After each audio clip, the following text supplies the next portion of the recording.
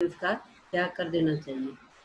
ठीक दूसरा मंत्र भी इसी प्रकार का उपदेश देता है, जो प्रत्येक प्राणी मात्र के लिए लाभदायक, और ये सार्वजनिक है, ये भी सार्वभौमिक है, सार्वकालिक है। प्रस्तुत मंत्र के अंदर भी ये उपदेश दिया गया कि हे मानव, कर्म किए बिना तू इस मानव जीवन को सफल नहीं बना सकता।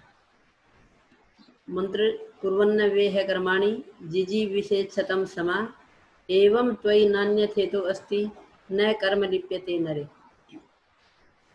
अन्वय कुर्वन्न एव इह कर्माणि जिजी विशेत शतम समा एवं त्वयि न अन्यथा इतः अस्ति न कर्म लिप्यते नरे। हे मानव, इह अस्मिन इस संसार के अंदर कुर्वन एव करता हुआ, किस चीज को करता हुआ? कर्माणि कुर्वन, शुभ कर्मों को करता हुआ। वेद कहता है कि क्योंकि मानव के लिए दो प्रकार के कर्म है, शुभ और अशुभ। अशुभ कर्म नहीं करने, पितु वेद ने हमें निर्देश दिया कि शुभ कर्मों को कुर्वन एव करता हुआ ही जिजी विशेष जीने की इच्छा कर। और कितने वर्षों तक जीने की इच्छा कर? शतम समा, शतम कहते हैं 100 को, समा कहते हैं वर्ष को। हे मानव, तू शुभ कर्म करता हुआ, ईमानदारी से अपने कार्यों को करता हुआ 100 वर्षों तक जीने की इच्छा कर। वेद नहीं कहता है कभी भी कि भी तू बीच में ही अपनी जीवन लीला को समाप्त कर, क्योंकि वेद के अंदर मानव की 100 वर्ष आयु, 100 से भी ज्यादा भी बताई गई है, 200, 300, 400 तक भी। लेकिन जैसे हम पढ़ते हैं कि इस मानव जीवन को 4 भागों में विभाजित किया हुआ है, ब्रह्मचर्य, गृहस्थ, वानप्रस्थ और संन्यास। और चारों आश्रमों को 25-25 के हिसाब से इनका वर्गीकरण करके जब हम पूरी आयु का योग करते हैं तो 100 वर्ष बन जाते हैं। तब कहा कि हे मानव, ई है इस संसार के अंदर कर्माणि कुर्वन, कर्मों को करता हुआ ही, न कि निठल्ला बैठ करके, अकर्मण्य होकर के, अपितु अपने कामों को निरंतर करता हुआ शतम समा 100 वर्ष तक जिजी विशेष जीने की इच्छा कर। अर्थात निराश होकर के, हताश होकर के अपने कामों को बीच में मत छोड़। और आगे कहा एवं त्वयि, त्वयि तेरे लिए, क्योंकि सप्तमी का एक वचन है, तत् शब्द से बनता है ये। एवं इस प्रकार से त्वयि तेरे लिए, हे मानव, न अन्यथा इता अस्ति, अन्यथा इससे भिन्न, इस जीवन में, इस संसार में शुभ कर्म के अलावा न अन्यथा दूसरा और कोई मार्ग न अस्ति नहीं। हे मानव, शुभ कर्म करने के अलावा तुम्हारे लिए और कोई मार्ग नहीं है, क्योंकि मानव जीवन है ही शुभ कर्म करने के लिए।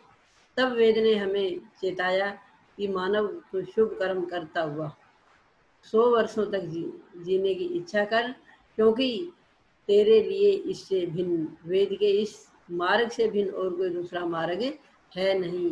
और जब ऐसा तू करेगा, न कर्म लिप्यते नरे, नरे हे मनुष्य, तुझ में न कर्म लिप्यते, फिर तू कर्मों में लिप्त नहीं होगा, कर्मों में तेरी किसी प्रकार की आसक्ति नहीं होगी। अर्थात तू बिल्कुल निरासक्त भाव से अपने कर्मों को करता हुआ, अपना नैतिक दायित्व मानता हुआ अपने कामों को करता चला जाएगा। कहीं की किसी प्रकार की फल की कामना तेरे मन में नहीं होगी, अभी तू कर्म करने में विश्वास होगा कि मानव जीवन है तो हमें कर्म करना है। और इस मंत्र के अंदर इस उपदेश के साथ साथ सभी मानव को कर्म करने के लिए, मेहनत करने के लिए, पुरुषार्थ करने के लिए भी प्रेरित किया गया है। पुरुषार्थ के साथ साथ, क्योंकि व्यक्ति पुरुषार्थ से ही महान बनता है, और पुरुषार्थ करता हुआ ही वो 100 वर्ष तक, क्योंकि जब हम काम करेंगे तब स्वस्थ भी रहेंगे और हमारा जीवन स्वस्थ रहेगा, विचार स्वस्थ होंगे, मन स्वस्थ होंगे, तो हमारी आयु भी क्या है, बढ़ती रहेगी। जैसा कि वेद कहता है कि व्यक्ति शुभ विचार, शुभ गुण, शुभ कर्म, अगर इन पर ही उसका ध्यान होता है तो उसकी आयु में भी वृद्धि होती है।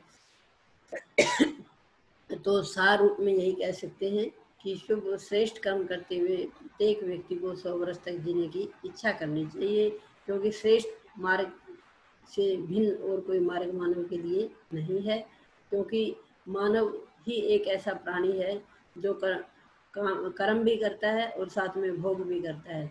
दूसरी जितनी भी योनियां हैं वे भोग ज्यादा करती हैं, कर्म तो केवल सोना, खाना पीना और संतान पैदा करना, इसके अलावा बुद्धि से होने वाला जो कर्म है, जो विवेक है, वो दूसरे प्राणी नहीं कर सकते।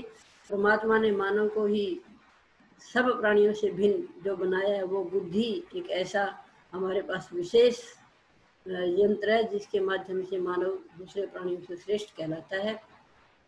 और बुद्धि से विचार करके जब हम कर्म करेंगे तो हम स्वयं भी श्रेष्ठ बनेंगे और समाज को, अपने राष्ट्र को, इनको भी श्रेष्ठ बनाने में हमारा योगदान होगा।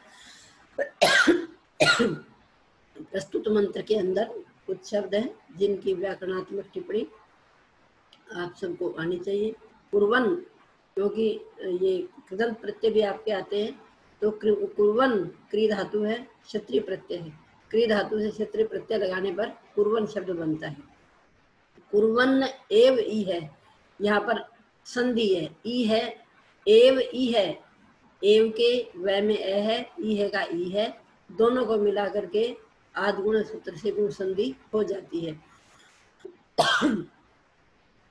त्वयि, त्वयि तद शब्द की सप्तमी का एक वचन है।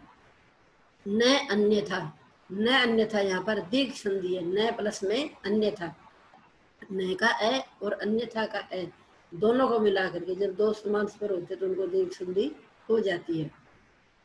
अन्यथा इतो अस्ति, अन्यथा था का आ और इत का ई, इन दोनों को मिला करके भी गुण संधि हो जाती है।